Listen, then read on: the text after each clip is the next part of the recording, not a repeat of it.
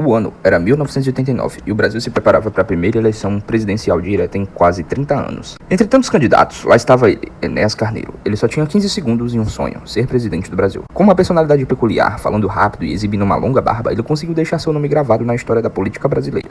E o seu bordão virou sua marca registrada. Meu nome é Enéas! Amado por uns, odiado por outros, Enéas foi uma figura marcante. Mas que realmente foi esse homem? Quais os segredos escondidos na sua história? Hoje, o canal Inside te leva a uma jornada pela vida, ideias e polêmicas da trajetória de Enéas Carneiro. Enéas Ferreira Carneiro nasceu em 5 de novembro de 1918, em Rio Branco, no Acre. Nasceu em uma realidade difícil, no qual ficou órfão de pai logo aos 10 anos e, vendo uma situação que teve que enfrentar a fome e miséria, Enéas viu desde cedo na educação uma oportunidade para ascender e sair daquela dura realidade. E uma lembrança negativa?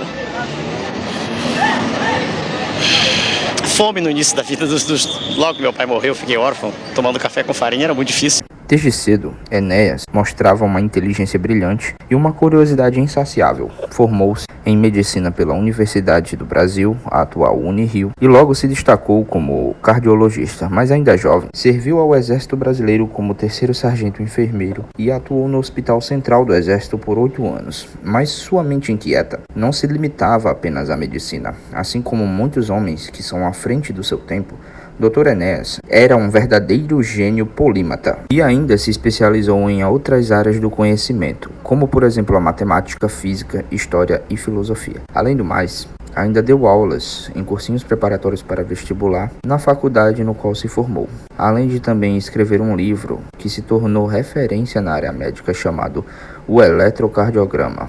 Em sua juventude, Dr. Enéas alegou ainda ter sido influenciado por algumas ideias socialistas. Qual é a ideologia do senhor? O senhor é um socialista? Não, senhor. Se o diálogo estivesse ocorrendo há 30 anos atrás, a resposta seria sim.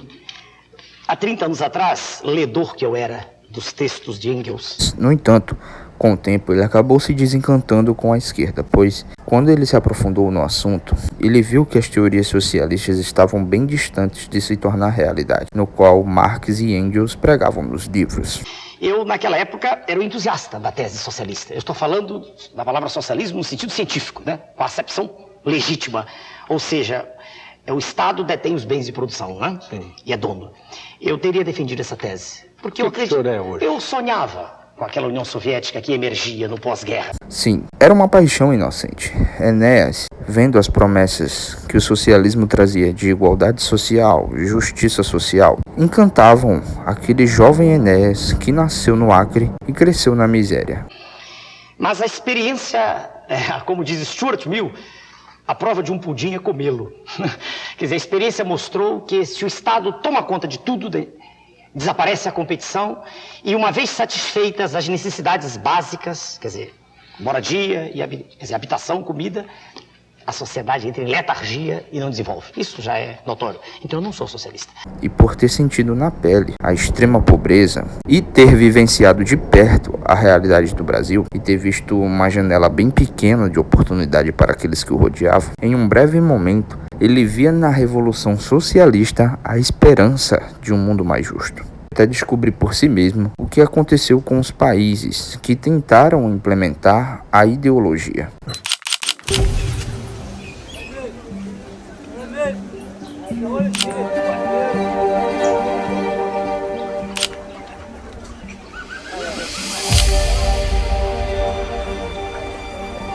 E a experiência já do ser humano nesse planeta mostrou que a Revolução Socialista fracassou. Nos fatos dos livros de história, o que ele descobriu foi que aquela linda visão de mundo que o socialismo pregara não passava de um conto de fadas e que o socialismo aplicado à realidade só resultava em repressão, miséria, regimes totalitários e sofrimento. Justamente porque ele percebeu que o comunismo promete uma igualdade. Justamente, o desencanto do Dr. Enéas se deu porque ele viu que o comunismo promete uma igualdade, mas não é aquela mesma igualdade prometida nos livros, e sim uma realidade que todos se tornam igualmente miseráveis. E mesmo assim, esse passado marxista parece ter influenciado muito a visão política de Enéas na busca de um caminho alternativo para o Brasil. Na década de 1980, o Brasil passava por uma transição, saindo do regime militar e voltando à democracia. E foi nesse cenário de mudança que Enéas Carneiro fundou o Partido da Reedificação da Ordem Nacional, o PRONA. As ideias levantadas pelo partido eram o nacionalismo forte, um Estado intervencionista e a restauração da confiança do povo na política brasileira. Além disso, o PRONA também defendia o fortalecimento das Forças Armadas para proteger a nação. E a proposição nossa é corrigir a espinha dorsal, de cima a baixo, em todos os escalões. Reeditar o crédito na coisa pública, na instituição pública. No ano de 89, ele concorreu à presidência da República com outros candidatos que eram seus rivais, no qual não chegavam nem perto dos seus pés no quesito preparo. Na realidade, eram pessoas bem conhecidas que fizeram carreira na política ou vinham de famílias de oligarcas já conhecidos com o nome na política. Com um tom de voz enérgico, falando rápido e com algumas palavras de difícil entendimento para o público, assim com seu estilo único e falando com convicções cada uma de suas ideias. Dessa forma, ele conseguiu conquistar o coração de milhares de brasileiros. E se com 15 segundos ele conseguia se expressar tão claramente com as suas ideias, então imagina o que aconteceria se ele tivesse um pouquinho mais de tempo na tela. Por que só tenho 15 segundos? Porque se com 15 segundos consigo falar com clareza, com 2 minutos e meio eu passaria como um trator por cima desses candidatos tão ruins que mais da metade da população está indecisa. Meu nome é Enéas. Em um dos momentos mais marcantes da sua trajetória política, com certeza foi o debate com o ex-atual presidente Lula. Eu quero crer que para dirigir um país é fundamental que se tenha preparo. Pelo que ouço e leio do senhor e quando o senhor se pronuncia, eu percebo que o nível de escolaridade do senhor é mínimo. Na opinião do senhor, é ou não fundamental deter nível de escolaridade mínimo, preparo, ou seja, se não basta apenas conhecer o fato, ou se é fundamental também saber como resolvê-lo? É muita ignorância querer confundir capacidade política, capacidade administrativa ou sensibilidade política de como tomar decisões em benefício da maioria com curso superior. Dr. Enéas tinha muitas propostas polêmicas e visionárias, muitas das quais eram consideradas à frente do seu tempo. Durante a campanha presidencial, as suas principais propostas que ele apresentou para a presidência da República seriam sobre soberania nacional e defesa, desenvolvimento tecnológico e industrial e na educação e ciência. No primeiro quesito, soberania nacional e defesa, ele defendia o armamento nuclear. Sou o único candidato a presidente que tem coragem de dizer que o Brasil precisa construir a bomba atômica. Só 5 países no mundo têm o monopólio do poder nuclear, impondo aos outros a humilhação de assinar tratados de não proliferação de armas nucleares. É preciso construir a bomba, não para jogar a bomba em ninguém, mas sim para evitar que alguém jogue a bomba aqui, como os Estados Unidos fizeram com o Japão em 1945. Se o Japão tivesse a bomba, ninguém se atreveria a ter destruído Hiroshima e Nagasaki. Enéas defendia que o Brasil deveria desenvolver a tecnologia nuclear não apenas para fins pacíficos, mas também para que o Brasil tivesse condições de se autodefender. E ele argumentava que isso era essencial para garantir a soberania do país em um mundo cada vez mais competitivo. Nessa mesma ênfase de soberania nacional, ele também defendia investimentos pesados nas Forças Armadas do país e para modernizar a tecnologia na qual o Exército Brasileiro poderia agir com mais eficiência para proteger o território brasileiro de ameaças externas. A mentalidade de Enéas no quesito soberania nacional era pura e simples. Era melhor ser um guerreiro no jardim do que um jardineiro numa guerra. E também defendia e via a Amazônia como um grande tesouro nacional, no qual ele defendia que nenhuma riqueza deveria ser extraída de uma maneira indevida para ser vendida a preço de banana para mercados de outros países. A nossa Amazônia ocupa metade da área do território nacional. Floresta, bacia hidrográfica, potencial energético, riquezas do subsolo, tudo lá é gigantesco. A Amazônia faz de nós o país mais rico do mundo e essa é a verdadeira razão porque se fala tanto no exterior na internacionalização da Amazônia. Vamos acabar com essa farsa. Vamos defender o que é nosso para acabar com a evasão de suas riquezas.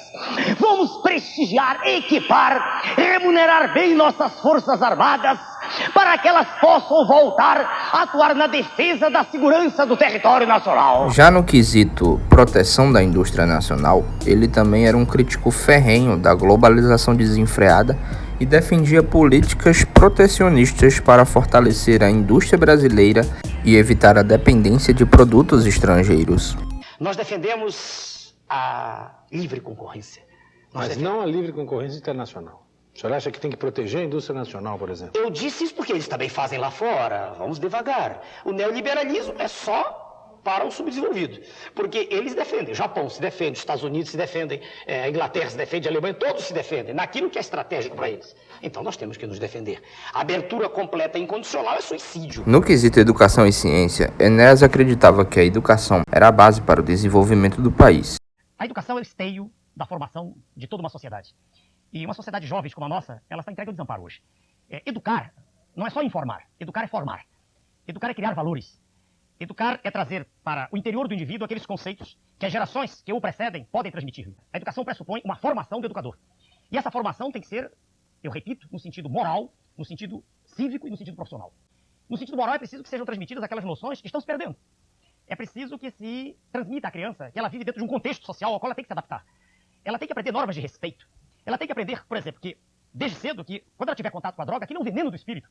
Ela tem que aprender que o sexo é uma lei da natureza, né? Que a participação na atividade sexual é algo extremamente fisiológico, é normal, mas que, tanto quanto com outras funções da máquina humana, deve haver regra para isso. Né?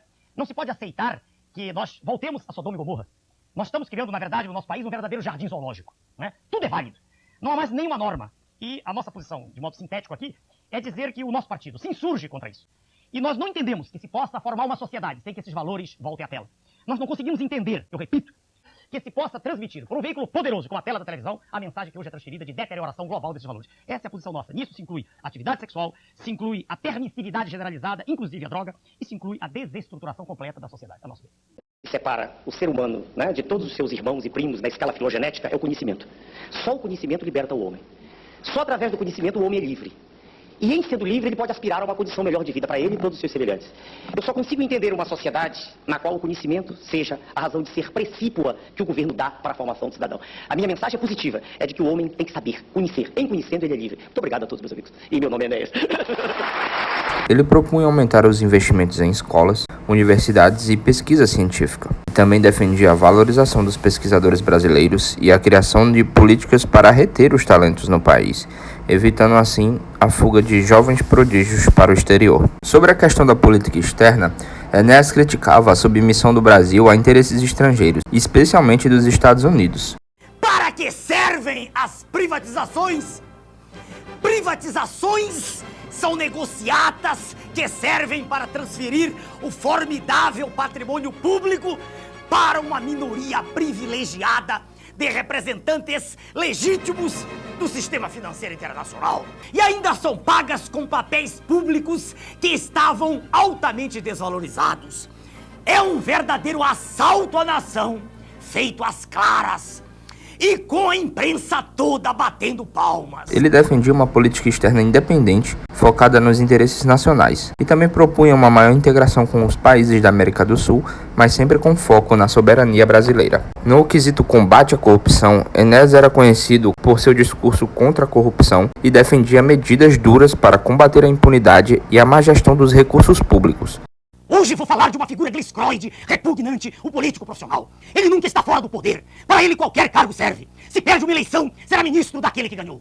Fora das câmeras, todos se abraçam, rindo do senhor que é enganado por eles. Mentem com tanta propriedade e com tanto cinismo que parecem até dizer a verdade. São atores muito bons em um filme de patifaria, onde a miséria é a verdade e a promessa é a mentira. Carreira política é a escola do sorriso falso, da postura hipócrita, das promessas não cumpridas. O político profissional é um especialista em generalidades. Não sabe absolutamente nada, coisa nenhuma em profundidade. É realmente semi-analfabeto. Aprendeu a trocar favores, a mentir sempre como regra de sobrevivência política. O meu nome é Enéas.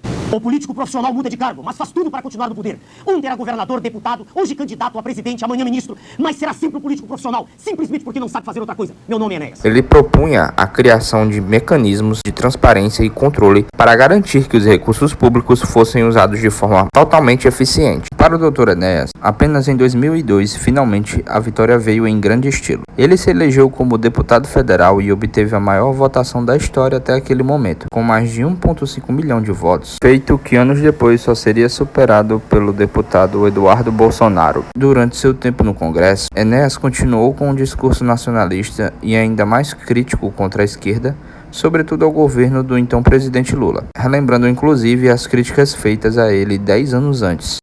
E o serviço da dívida, isso é apenas o serviço, cada vez maior e a dívida continua crescendo. É uma ironia curiosa, quanto mais se paga, mais se deve. Não é problema do governo de Sua Excelência, o presidente Lula, que não entende nada disso. Desculpem os líderes do PT, mas Sua Excelência já discutiu com ele, certa feita ao vivo, não tem o mínimo de arrumação intracromossomial específica para dirigir o país.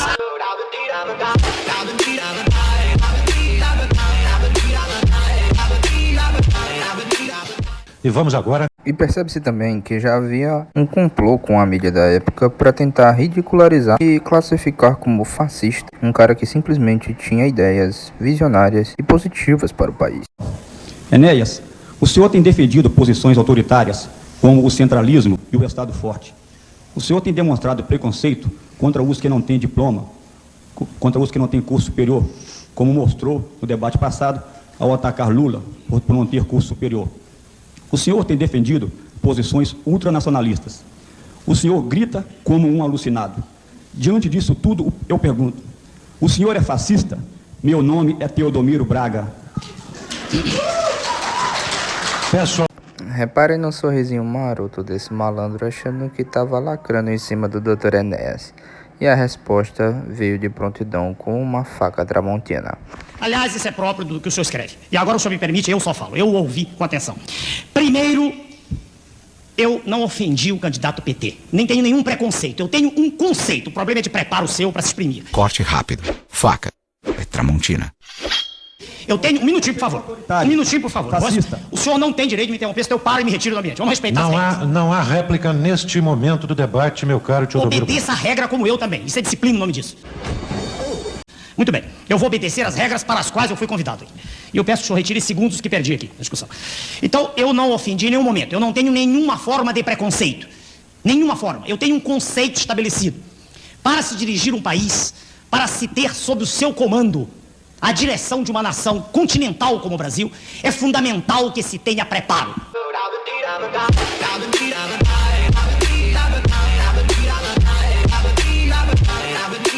Aí concorrendo o maior líder da história do Brasil, que é o Lula, e um brilhante intelectual de nível internacional, que é o Fernando Henrique. Bem, o senhor me obriga a caracterizar de modo pessoal, que eu não gosto de fazer, mas quando o senhor diz líder, perdoe-me, se o Partido dos Trabalhadores tem uma estrutura de pensamento tão forte, por que na sua linha de frente, para o cargo máximo da nação, ele apresenta uma pessoa, não tem nada em particular com esse senhor, mas tem uma pessoa sem preparo?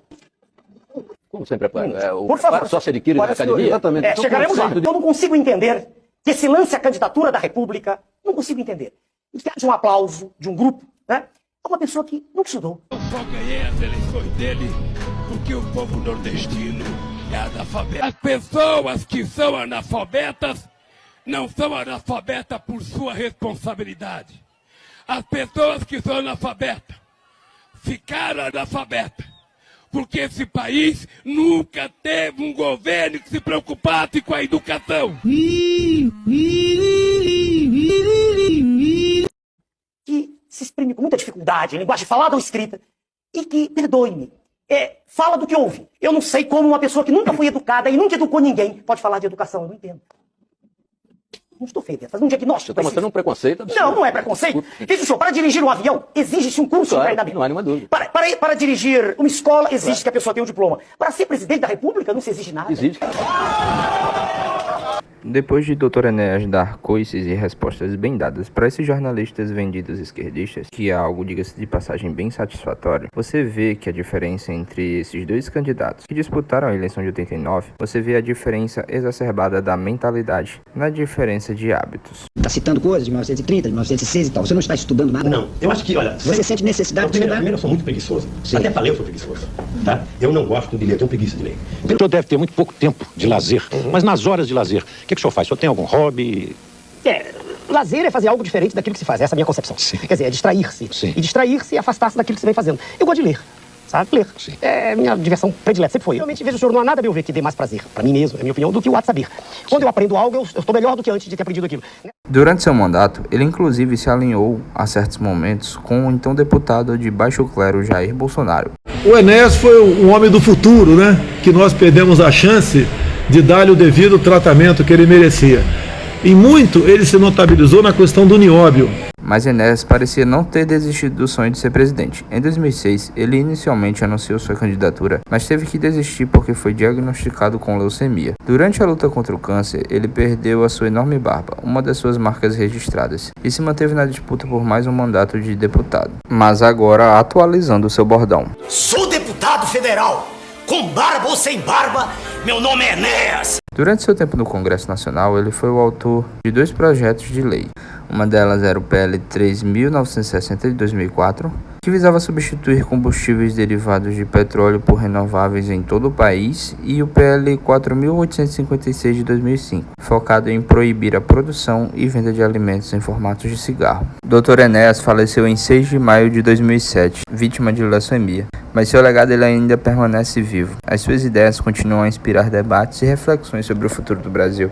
Ele foi um homem que ousou pensar diferente, que lutou por suas convicções e que, acima de tudo, amou seu país de forma incondicional. Enéas Carneiro pode não ter conquistado a presidência, mas conquistou um lugar na história. Sua coragem e sua inteligência e a sua visão do futuro fazem dele uma figura eternamente relevante. Ele realmente foi um político visionário, um patriota e um exemplo de como uma única voz pode ecoar por gerações. E ressalto aqui que as propostas do Dr. Enéas eram marcadas por um forte nacionalismo e uma visão estratégica de longo prazo, e um profundo compromisso com o desenvolvimento do Brasil. Muitas de suas ideias eram consideradas na época radicais, mas hoje são discutidas ainda como possíveis soluções para os desafios do país. E o seu legado, ele ainda continua a inspirar debates sobre a soberania, tecnologia e justiça social. E você, o que acha das ideias do Dr. Enéas? Elas ainda fazem sentido nos dias de hoje? Deixe sua opinião nos comentários e não se esqueça de curtir e compartilhar este vídeo. Até a próxima, pessoal. Agora, para encerrar, curtam essa pedrada aqui. Se prepare!